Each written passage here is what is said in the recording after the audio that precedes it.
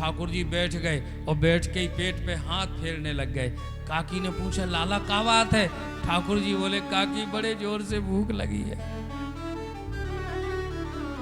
माता जी मिल जाए, मासी मिल जाए, काकी मिल जाए तो भूख लगती है कि नहीं बताओ? सबसे संसार में प्रेम से खिलाने वाली काकी, जन्म देने वाली माँ,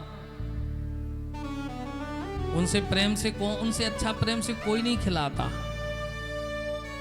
माँ जब खिलाती है ना अपने बच्चे को, आहा, धन्य भाग है उनका जिनको अपनी माँ के हाथों का भोजन करने का सौभाग्य मिल रहा है, वो भाग्यशाली है। इसलिए भैया आज के युवाओं से हम तो ये प्रार्थना करेंगे, अपनी माँ का आदर करो।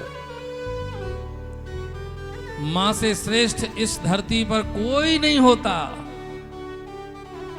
हनुमान जी महाराज जैसे महापुरुष, हनुमान जी महाराज जैसे परम राम भक्त जो साक्षात शिव जी के अवतार हैं, जब लंका में पहुंचे और लंका में जाकर के जनक नंदिनी जानकी का दर्शन किया तो हनुमान जी भी कहने लग गए, माता जी, मातु मोह लागी अति भूखा। मां, मुझे अति भूख लग रही है, बहुत भूख लग रही है। जानकी जी ने कहा, बेटा तुम्हें भूख लग रही है, कोई बात नहीं, देखो इतने वृक्ष लगे ना, ये फल लगे, खा लो।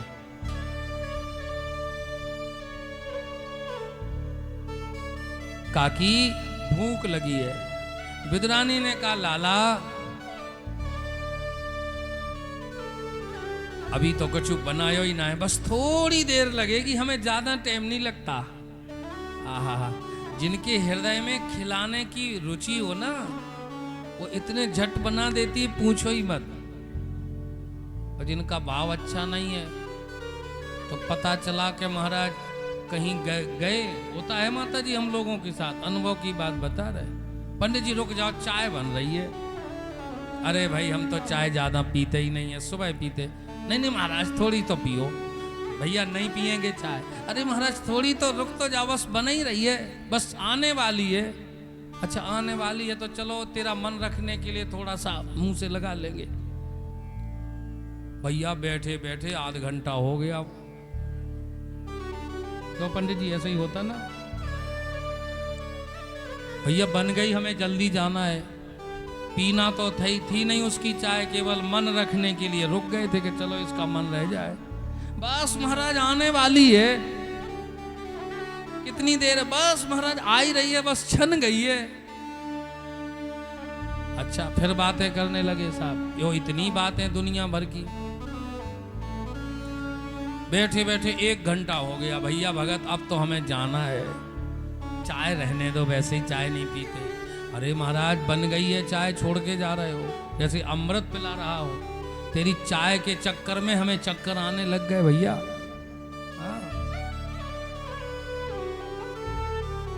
कई बार जीवन के अनुभव हैं, जिसके हृदय में प्रेम होता है ना, उसको परोसने में, खिलाने में बहुत आनंद मिलता है। विदुरानी बोली, लाला ज्यादा देर नहीं लगेगी, बस थोड़ी देर रुक जा, अभी अभी अभी लाई कुछ ना कुछ बना के। ठाकुर जी बोले, इतनो अब तो सहन ना हो वह भूख, जो भी रखा हो काकी सोई ले आओ। विदुरानी बोली, अच्छा अच्छा चलो पहले तुझे बाल भोग करा दूं, फिर कछु लाऊं बनाऊंगी। दौड़ करके गई, क्या खिलाऊं क्या खिलाऊं, तो देखा कदली वन में केला लगे हैं और केला उतारने लगी। केला उतार करके लाई हैं, पत्ता भी तोड़ तोड़ करके लाई हैं। श्याम सुंदर के सामने पत्तल रख दी है, अपने हाथ से केला छीलने लगी हैं। लेकिन भाव में, प्रेम में ऐसी विदुरानी की स्थिति है, इतना आज प्रेम, इतना आनंद है कि ये भूल गई कि लाला को क्या खिलाना, सो छिलका खिलाने लगी और केला तो बाहर फेंक रही हैं। ठाकुर जी को पता नहीं हम क्या खा रहे हैं। ठाकुर जी भी प्रेम से पा रहे हैं, बातें करते जा रहे हैं। और खिलाओ काकी। काका कैसे हैं? आप ठीक हो ना काकी? और प्रेम से ठाकुर जी जीम रहे हैं। कोई जिमाए तो ऐसे हैं, कोई खिलाए तो विदुरानी की तरह। आज भी ठाकुर जी तैयार हैं। प्रेम से बोलो राधे राधे। भक्तमाल में एक कथा है माता जी, इसी कलयुग की। थोड़ा शांति बना करके कथा सुने बाबूजी। आप भी जय हम बोलेंगे, आप चिंता मत करो, आप तो सुन लो थोड़ा सा। आज थोड़ी सी उतल पुतल इधर भी हो रही है हमारे प्रशांत भैया की तरफ से, इधर से भी हो रही है। तो हमारा स्वभाव है, हम बड़े आनंद में डूब करके कथा कहते हैं, इसलिए बहुत ध्यान से सुने। इसी कलयुग की एक घटना आपको सुना रहे हैं। आप लोग कौन से जिले में हो? झांसी जिले के कौन कौन है? लगभग सभी झांसी जिले के हैं। हम भी झांसी के पास हैं, ओरछा के। झांसी महानगर की ही एक साहू समाज की बेटी, झांसी की थी वो, जो भगवान श्री कृष्ण की परम भक्ता थी। और इसके जीवन की घटना तो बड़ी विलक्षण हुई। श्री कृष्ण से, भगवान से इतना प्रेम करती कि वो सब कुछ छोड़ छाड़ करके और उड़ीसा प्रांत में चली गई थी, जहां भगवान जगन्नाथ महाप्रभु विराजे हैं। जगन्नाथ जी से खूब प्रेम करती। वहां उस नगरी में उसका सिवाय जगन्नाथ जी के दूसरा कोई नहीं था।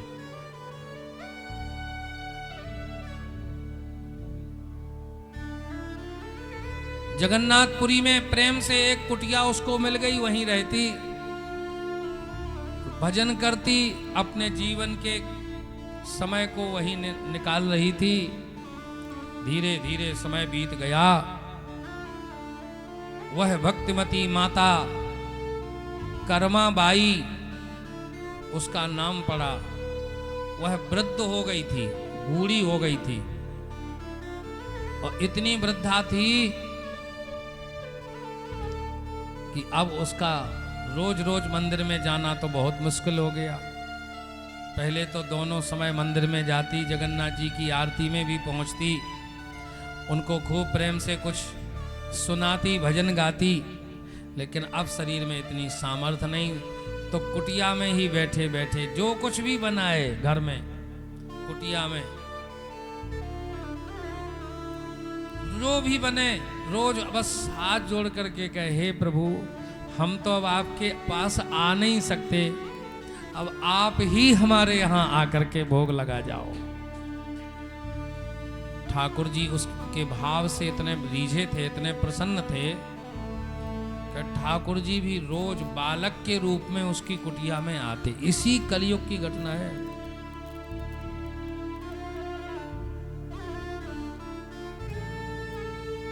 रोज आते। वह वृद्धा कर्माबाई चूल्हा चेता देती, बटलोई रखती, खिचड़ी बनाती, और कभी कभी ना बिना नहाए धोए भी, क्योंकि बूढ़ी थी, अब चला फिरा तो जाता नहीं, उससे काम तो होता नहीं। सुबह उठती अपने चूल्हा चेता के, क्योंकि उसको भाव रहता कि कोई बालक आ जाएगा।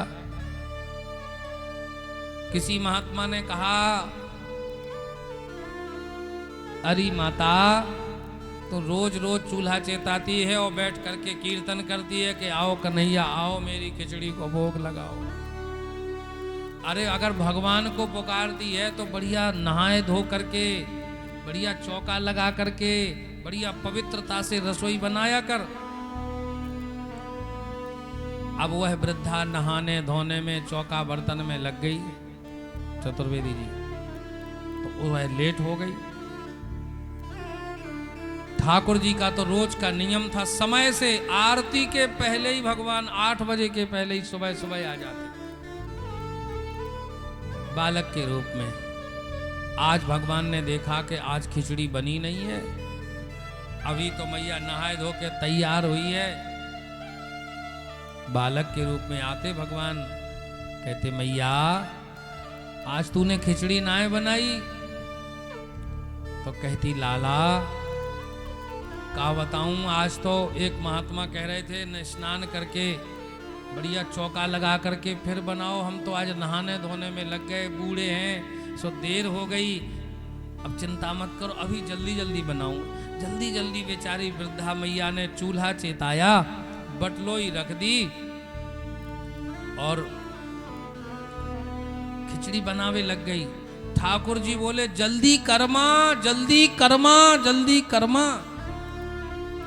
जल्दी कर्मा जल्दी कर्मा कहते थे, इसलिए उसका नाम कर्मा बाई ही पड़ा। क्यों जल्दी कर्मा क्यों?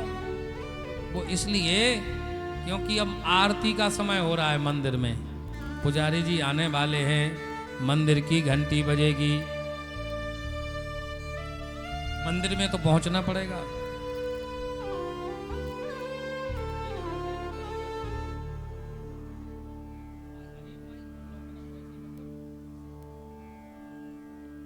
अब तो मंदिर की घंटी बजेगी, इसलिए जल्दी कर्मा। अब बेचारी ने चूल्हा चेताया, बटलोई रखी, खिचड़ी बनाई। आध पकी सी खिचड़ी अभी सिद्ध नहीं हुई थी मैया, आध पकी सी खिचड़ी जैसे ही दोने में लेकर के और ठाकुर जी को हाथ में दी है। भगवान ने वह गरम गरम खिचड़ी अभी एक गिलास लिया, फूंक करके उसको पाने के लिए बस तैयार थे भगवान। इतने में मंदिर की घंटी बज गई। ठाकुर जी कुछ पाए भी नहीं हो, बस दोना लिए दौड़ पड़े, मंदिर में विराजे। पुजारियों ने जैसे ही कपाट खोला तो क्या देखा, जगन्नाथ जी भगवान के सामने अभी दोना रखा है, उसमें खिचड़ी है और गरम गरम खिचड़ी भाप निकल रही है। पुजारियों ने कहा जय जय सरकार, कौन सो भगत आयो जो सुबह से भोग लगाए गए हो? मंदिर के कपाट लगे थे और भोग लग गए हो, बड़ी विचित्र बात है। भगवान ने कहा, पुजारियों से बात करते थे भगवान, हमारे ओरछा के राम राजा सरकार, आपने सुनी है कथा? हमारे ओरछा के जो पूर्व पुजारी रहे, हमने सुना है कि राम राजा सरकार बात करते थे, राम राजा सरकार उनसे बात करते थे। इसलिए पुजारियों से भगवान बोले, मेरी एक भक्ता है,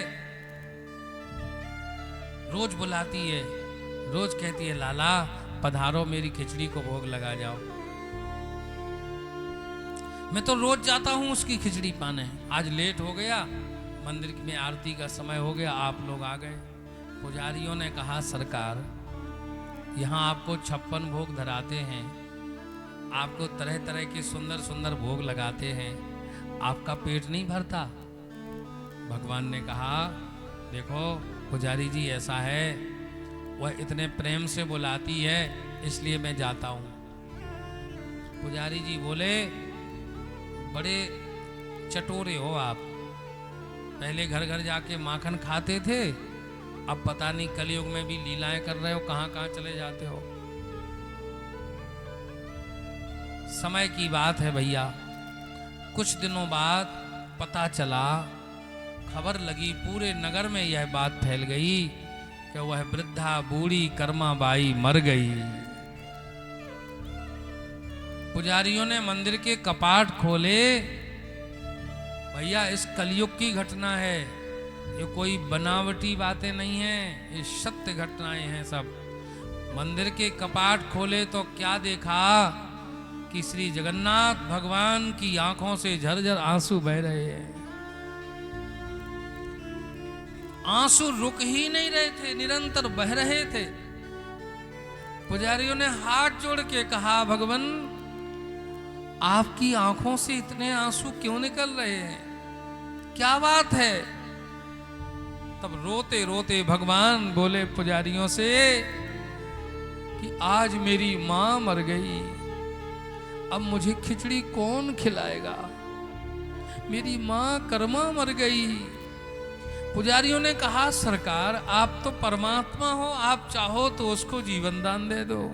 ठाकुर जी बोले ऐसा नहीं कर सकते। तो आप रो रहे हैं, बोले मां के मरने पर तो रोना आता ही है, मेरी मां है कर्मा। अच्छा तो आप चुप कैसे होंगे?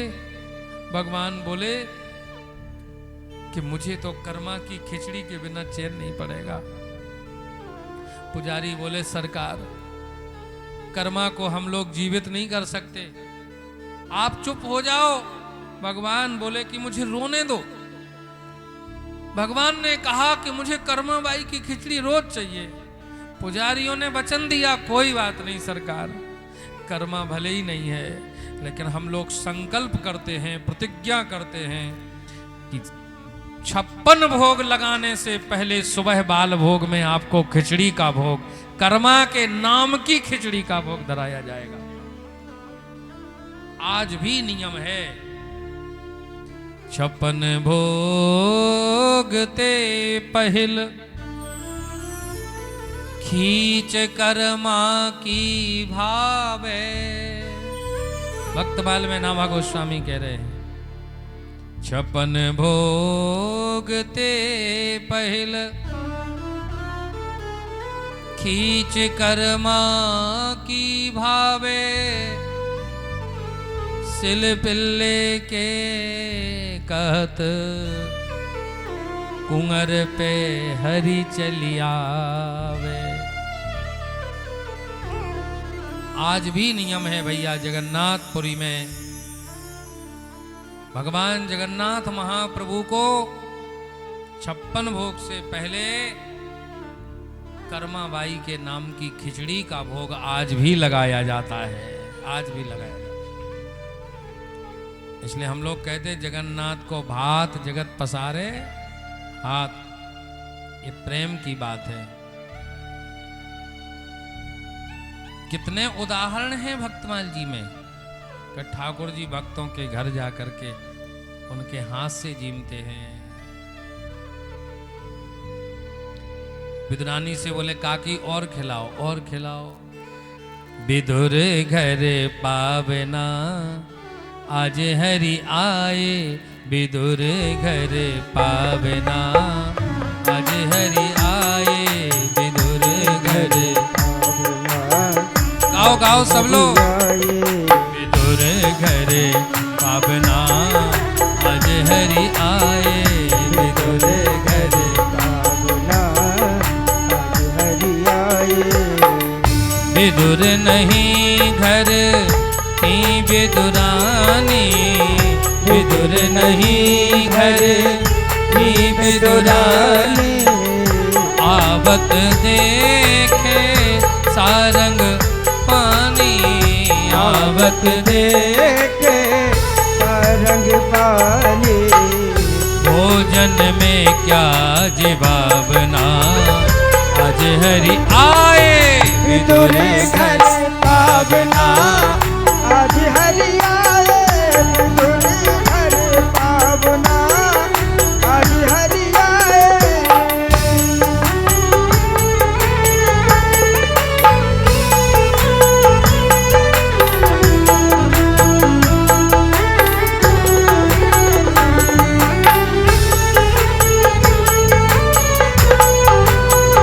भक्तवत्सल भगवान की।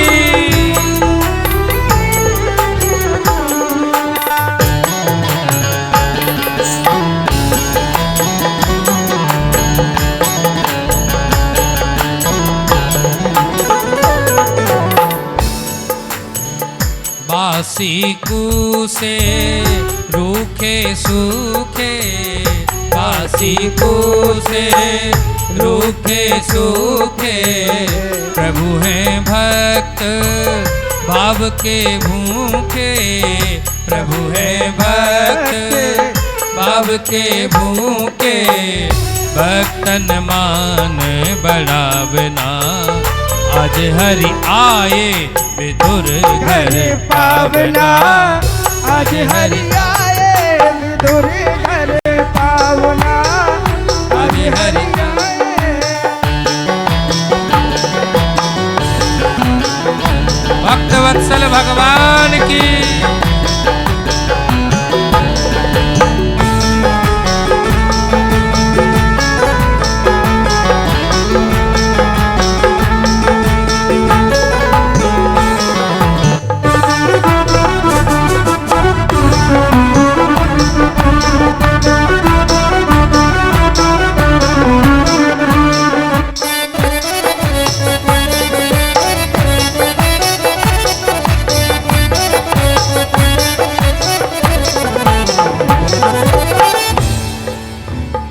विदुर नहीं घर की विदुरानी, विदुर नहीं घर की विदुरानी, आवत देखे सारंग पानी, आवत देखे सारंग पानी, कहाँ गवाई भावना आज हरि आए। विदुर घर पावना आज हरि आए। विदुर घर पावना आज हरि आए। बांके बिहारी लाल की।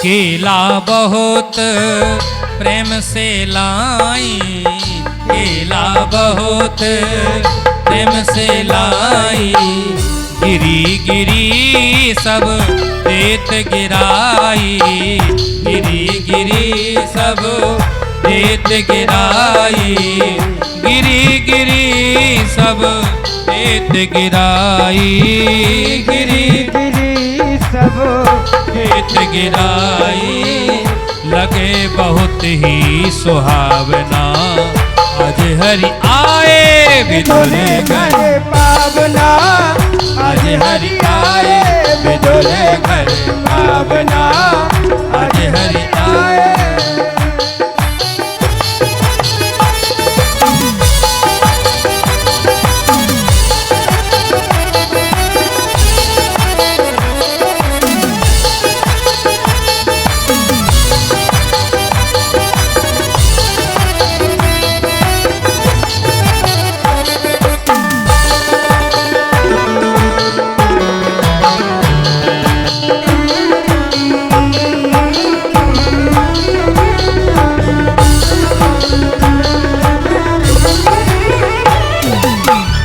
इतने में जी विदुर घर आए, इतने में विदुर घर आए, ओटे खरे सब बचन सुनाए, ओटे खरे सब बचन सुनाए, छिलका छिलका देत श्याम मुख पाए, छिलका देख श्याम मुख पाए, कहाँ गवाई भावना आज हरि आए।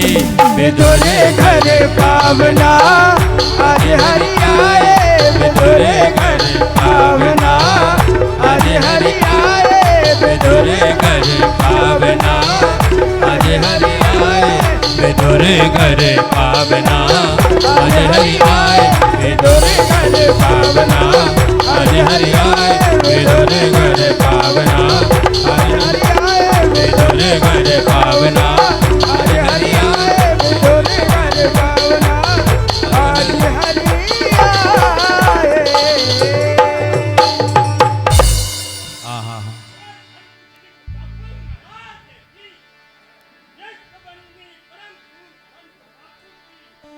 बोलो भक्त वत्सल भगवान की जय हो।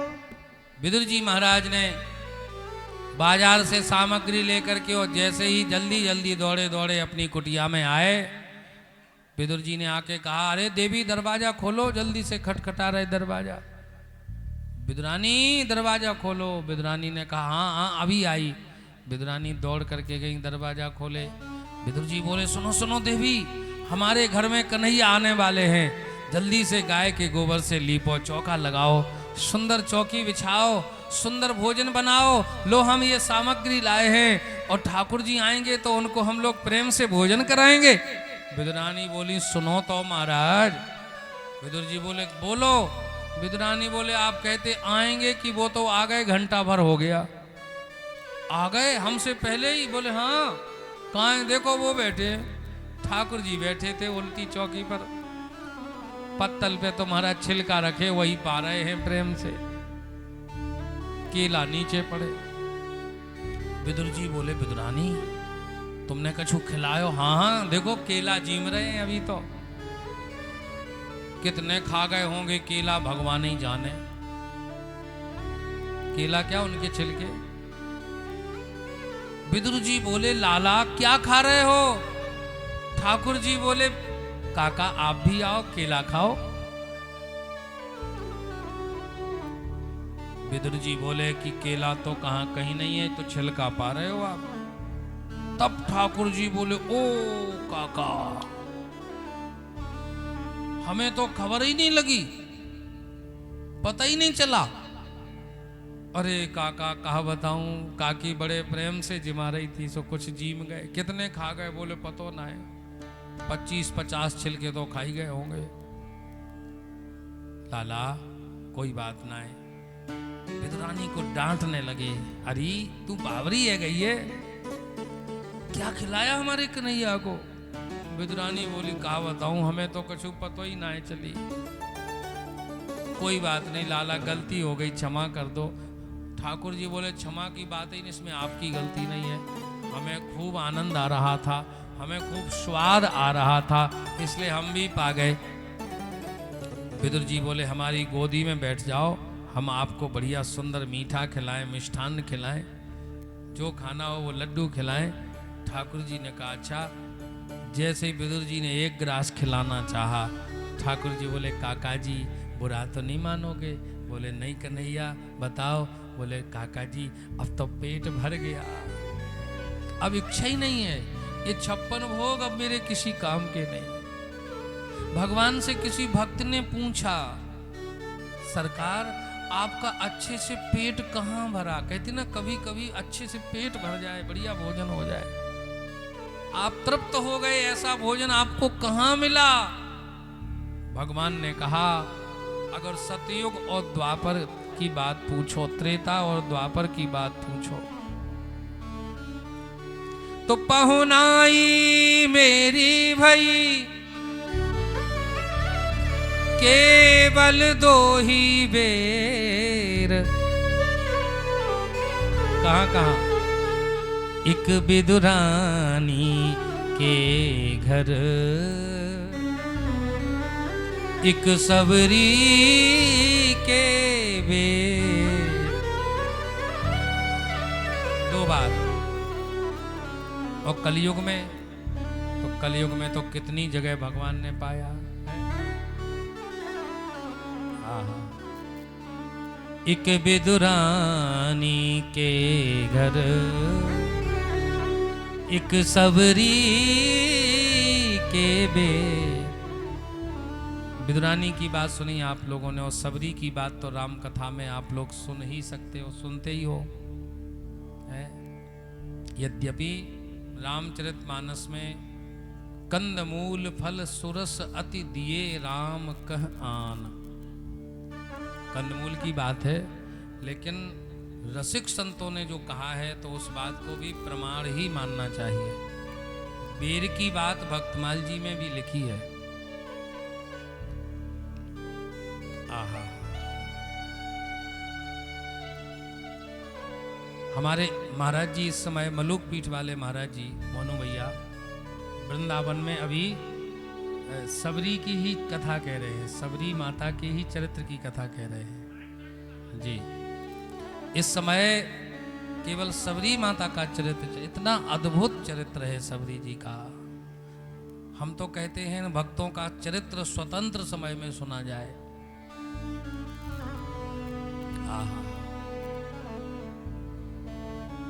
सबरी का जीवन चरित्र बड़ा अद्भुत।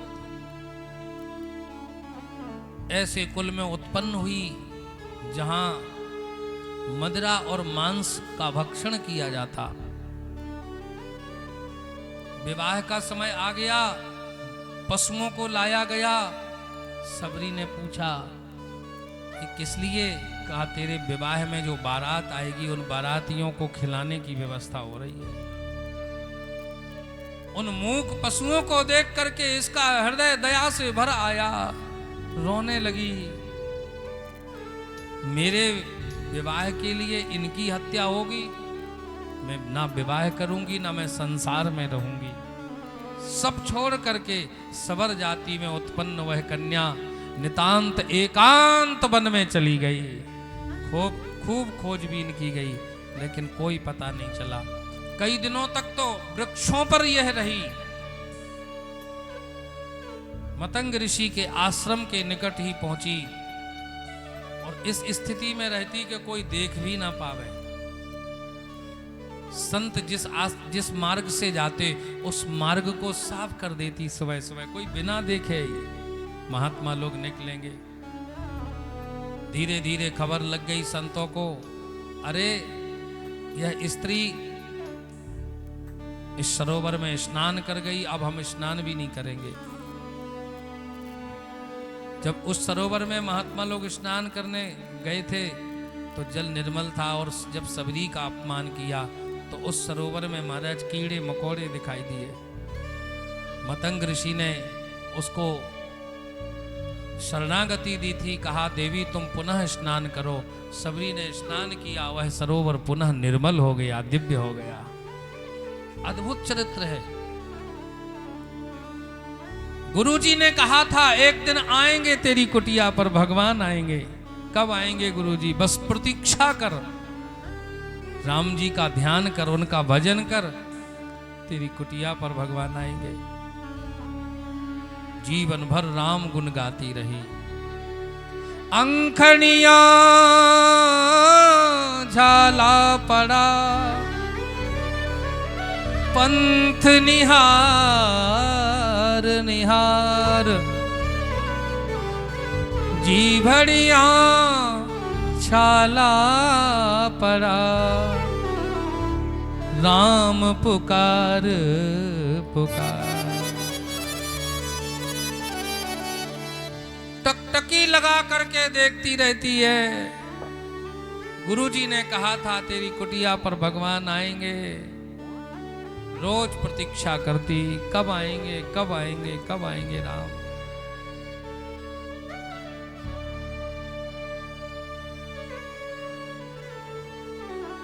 आज देखा कि कोई आ रहा है।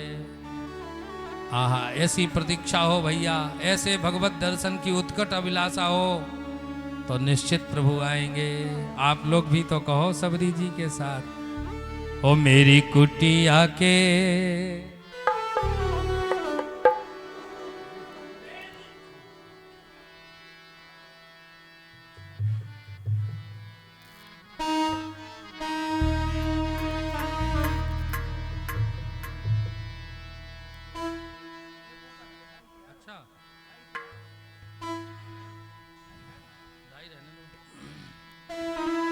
कौन कौन बुलाएगा भगवान को बताओ?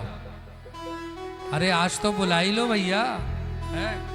लेकिन ऐसे मुंह लटका के नहीं बुलाना, ऐसे थोड़ी आएंगे। थोड़ा जोर लगाओ, है? ओ मेरी कुटिया के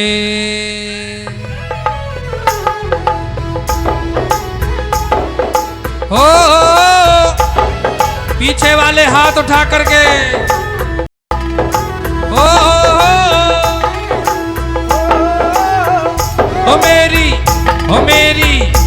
मेरी कुटिया के कुटिया के आज भूल जाएंगे राम। मेरी झोपड़ी झोपड़ी के भाग आज खुल जाएंगे, राम आएंगे। मेरी झोपड़ी के भाग आज खुल जाएंगे, राम आएंगे। राम आएंगे, आएंगे, राम आएंगे, राम आएंगे, आएंगे, राम आएंगे। राम आएंगे, आएंगे, राम आएंगे, राम आएंगे, आएंगे, राम आएंगे।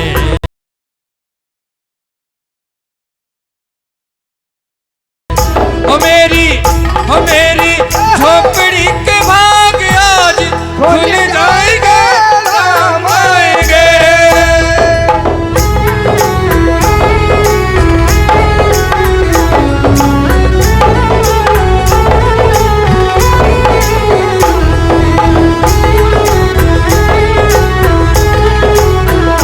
राम राजा सरकार की।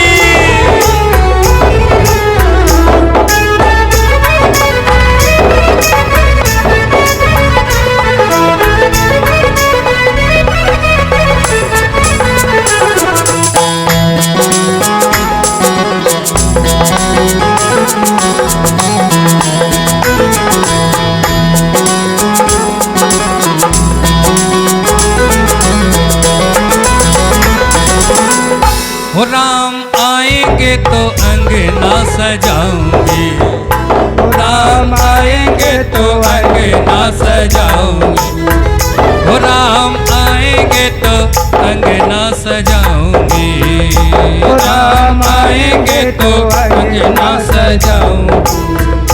दीप जला के दिवाली मैं मनाऊंगी, दीप जला के दिवाली मैं मनाऊंगी। मेरे जन्मों के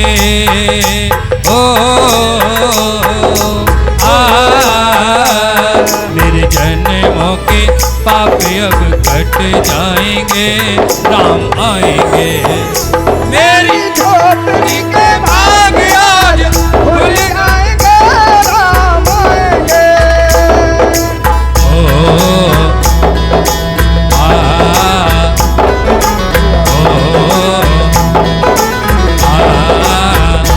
मेरी कुटिया के भाग आज खुल जाएंगे, राम आएंगे। मेरी झोपड़िया के भाग आज खुल जाएंगे, राम आएंगे। आएंगे तो क्या करेंगे? दोनों हाथ उठा करके कहिए जय हो।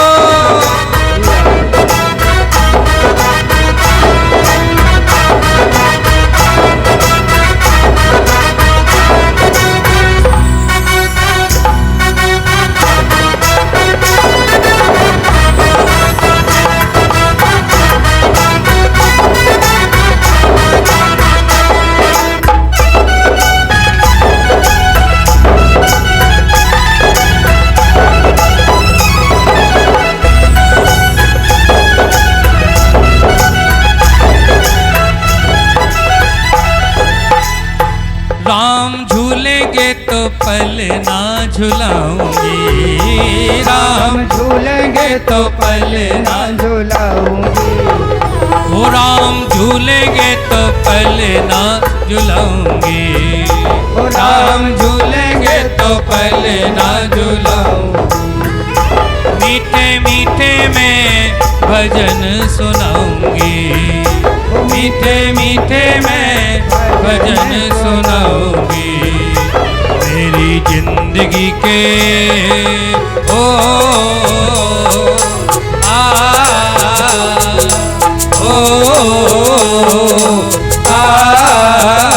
मेरी जिंदगी के सारे दुख मिट जाएंगे, राम आएंगे।